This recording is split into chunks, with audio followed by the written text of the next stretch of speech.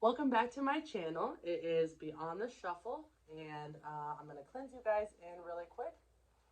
And then we are going to get right into this introduction to tarot video. Okay, so, all right, that relit is, that's really weird. It just relit itself twice, so maybe it wasn't cleansed enough, but I think we're okay now. Anyway, so first I just want to start this video with going over like my interpretation of tarot cards in general. So a lot of people view them as kind of like magic cards or whatever. I honestly don't think that there's any like magic or anything significant about the cards themselves. What I think it is we don't use a whole lot of our brains regularly. I can't remember what the percentage is. Somebody commented, but it's a really low percentage of our brain capacity that we use. I think that interpreting energy is something that we can all naturally do. We just don't quite know how to like illustrate that yet. So at this point in evolution, so I think what happens with the cards is that it's like an instrument, almost like a pen. So you can like think a story all day, but you can't just like snap your fingers and it goes on a pen or on a paper. You need a pen to help you illustrate it, and that's how I sort of interpret tarot cards in general. I think that you already have intuitively all of the information, and then this just helps you like put it into a story that your eyes and your brain can change easily into words. Um, so really, that's what I think. I think that's how it works. I think that's where the messages come from. And then I think that there's just like a lot of different opinions on that though. So please let me know how you guys think it works. I think that a lot of things like conjuring and manifestation, even like the tools that we use for that, just kind of help us sharpen our own intention, and that's why like candles and things like that help with a connection, because it's really our own like belief that it'll work. It helps reinforce that. So that's a little bit about like what I think about tarot decks. A lot of people use them as like a divination tool, and I'll just kind of go over a brief history too. So I believe like early 1400s, in Italy, the original cards, like the playing cards that we're all used to seeing, were created, and then court cards started to get added towards like the mid to late 1400s, such as like the queens and kings, and then even further when the tarot deck came to be. Now we have the major arcana as well as the pages, which are not. So a regular deck has, like a regular playing deck has 52 cards, whereas a tarot deck has 78 cards. So there's obviously quite a few cards added. What is added is 22 major arcana cards. Sorry about that. I think I was just stepping on my timer. 22 major arcana cards, and then the rest are modeled off of the 52 card deck, except for they have the pages added. So if you look at a tarot deck, and I'm going to be going over this video with a Rider-Waite, that I believe it was like 1909 when these illustrations came about, these particular ones, your standard tarot deck. So we can start with like wands. I'm not going to do a lot because I'm not going to go over this extensively, because I am this is the first of a tarot education series. So the next video we will completely dive into the major arcana, and then each other suit will be its own video so we can really understand the cards. I just want to give you an overview. So anyway, so there are 22 major arcana cards.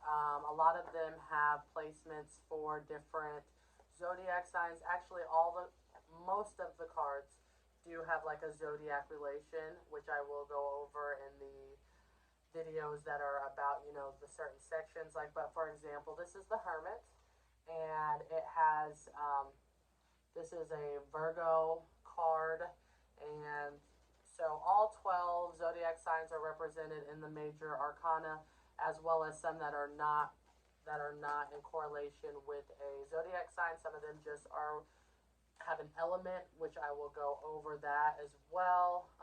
Let me find one that does not have like the Tower. That is element only. There's no zodiac sign relation there.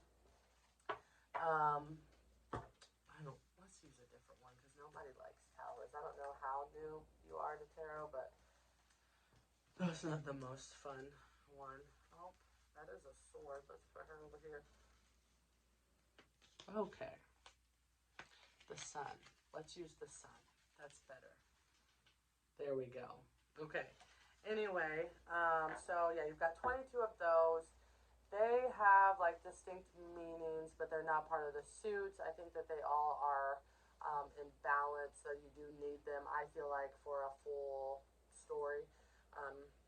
And that's kind of neat about tarot decks because they are like a story. Sometimes I find that like if I've shuffled and I just like look through the order, you know, of just how the deck is all together, it really does paint the full picture. Of course, that's too much to read in a reading. There's too many ups and downs and like twists and turns, but it is pretty cool how that comes about. Now I'm gonna show you guys something. So let me just grab one card of every suit. It's gonna be a random card. I'll try to grab a court card though.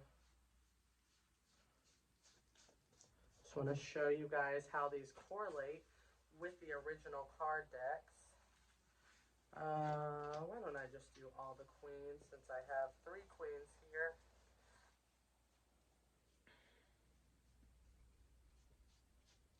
And then there are still several people who read playing cards.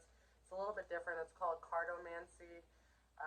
And how that works is like so with tarot cards, there's a lot of room for interpretation. There's a lot of room for your like intuition to kind of paint the picture. But when you're doing a reading with playing cards, they are very kind of particular and more rigid to their definitions. However, they do have their definitions change based on like what is next to them, which cards are next to them, and they are pretty kind of just straightforward. If this is by this and that's by that, and these 3 cards are together in this sequence, then that's what it means. So take that with a grain of salt. I don't like to do a whole lot of those readings because sometimes the messages are a bit heavy and there's no like wiggle room out of it. You know what I mean? Like whereas tarot cards, it might be like I'll give you guys kind of like a more drab example, like the death card. That can mean transformation. That can mean a situation turning into something new. It can mean a lot of things besides just death. But then there are like combinations in here, though, that mean literal death. You know what I'm saying? So things like that is why I try not to do cardomancy readings for people. Okay, especially not myself. So we've got the Queen of Clubs, okay? The Queen of Clubs is representing Wands. I know this is a King of Wands, but just kind of bear with me, guys. I understand where I'm going with this. That's Wands. This is... Sorry for that interruption. Notifications are awesome. I record these videos with my phone. Okay, anyway.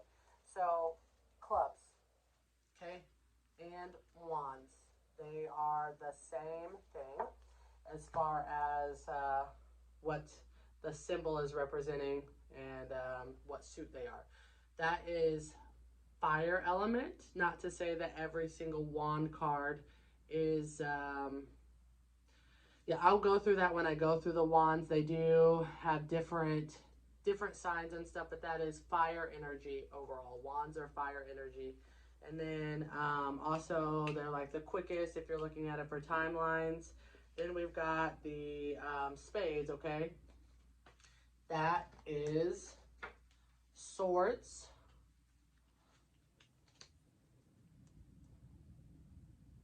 Okay.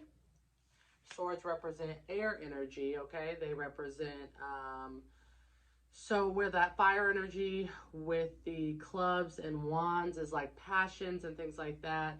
Um, Air energy is kind of like action, communication, those type of things. Okay, so that is spades, the correlation there. Then we've got hearts. That is correlated with cups, which is, you know, it's a cup. So water energy, that's emotions, things like that. That's kind of what those type of cards are about. And I cannot wait to break each section down for you guys, because really there's so much information in every single card. And I really want to go over, like I'm stopping myself from like looking at a card and explaining it in detail, but this video would just be really obnoxiously long and not an intro video, so I'm not going to do that. Anyway, and then we've got the Queen of Diamonds, which is the same as the Queen of Pentacles. You may have heard this be called like the coins or pinnacles, whatever. That's earth energy.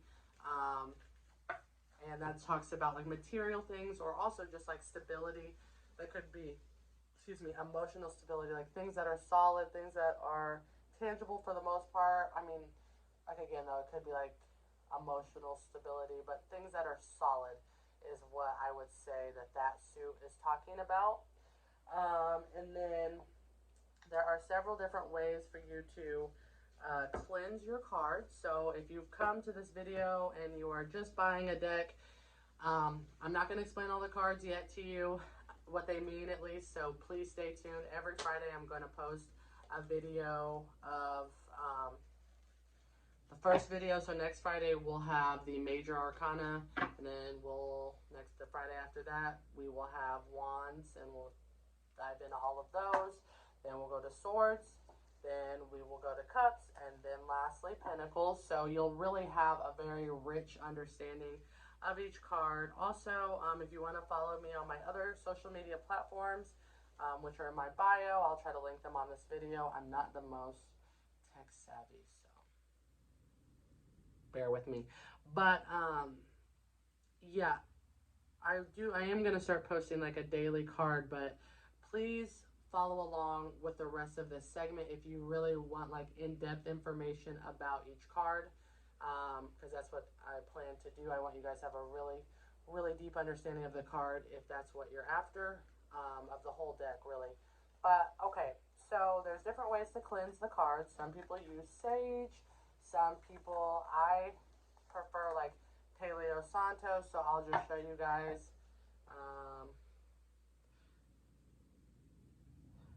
Some people like lay them all the way out to cleanse them. I feel like for me this is sufficient, but also like for you, I feel like you will find your own like rhythm, balance, what makes sense for you. Okay. So I just make sure to get like a really good saturation of the cards with the smoke. And you know, sometimes, especially like with Oracle decks, I found that if I have a deck that's kind of like sticky because it's like new and it just doesn't really want to shuffle, the cards don't really want to like come apart yet, I found that cleansing them actually helps like open up that energy for you. So some people cleanse their decks every time, and then some people do it just like when they feel like it. Some people do it if somebody else has touched them. Until you're comfortable though, I wouldn't suggest having other people like handle your cards too much. I would really try to connect your energy to them. But that's completely up to you. All of these things are personal preference. Another thing that's personal preference is like shuffling. That is something that you will want to figure out how you're going to designate how the cards are coming out for you to read. And I will say, while you're learning the cards, and this is true with each deck that you have, your deck is learning you too. So if you go like, I don't do this, but if you do, it's perfectly fine. So if this is how you get like a card, or whatever, then your deck will understand that, and they will try to figure out a way to make that accommodable for you. I read reversals, so if you are brand new to tarot, I'll explain to you what that means. So, okay. So this is the Ace of Pentacles. this is like a blessing, a new opportunity. It could be like a job opportunity. It could be like a pregnancy, something that's like being gifted to you from the heavens. I mean, if you look at the card, you can kind of get that vibe. However, you know, if it's upside down, that's like a missed opportunity, a lost opportunity, a big loss. I mean, it could even be like a death I've seen. But anyway, so there's a significant difference for me and for people who read reversals between upright and reversed. So my cards obviously are accustomed to being read reversed, so that's how they're going to come out for me. Now, I think that if you're a person who just decides you do not want to read reversals, number one, I think you're not. I think you should, but of course, again, personal preference. I think that your cards will understand that and accommodate that, so you would get a different card than somebody else would. But that's something to keep in mind too. And there's several ways to shuffle. I feel like I do like the standard shuffle of how you just, I don't know. Yeah, I feel like I just do like a standard shuffle or whatever, but there's many ways. I might, like if you guys want, I wasn't planning on it, but if you want, leave a comment for a video of how to shuffle the cards. Some people shuffle just like you shuffle regular playing cards. Some people shuffle and then take the card on top as their card that they're reading. There's lots of different ways to do that, lots of different styles. So if you're struggling to figure out how to select which card is for your message, please leave a comment if you want me to make a video. I wasn't planning on it, but I definitely will if it is requested. If it's just a simple question though about shuffling, just ask too, and I can answer that quickly if it doesn't require a whole video. But anyway, so yeah, please like this video, subscribe for more tarot videos. The next one of this segment will be the major arcana. We'll go over that, and then so those are the 22 cards that were added that are not in the original card deck, and we'll go over those. And then the next one will be each individual suit of the minor arcana. So thank you so much for watching. Please like, subscribe, follow, all of that stuff. I'm going to go ahead and cleanse you guys out, and I hope that you have a wonderful rest of your day. Okay, let's get a good cleanse here.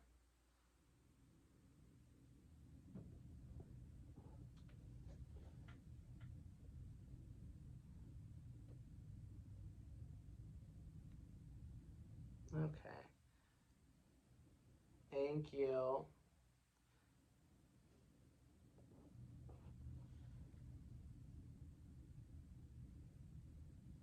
All right, now that's a good cleanse. Okay, thank you guys so much for watching for real this time. Have a good day, and please stay tuned for the next videos. Thank you.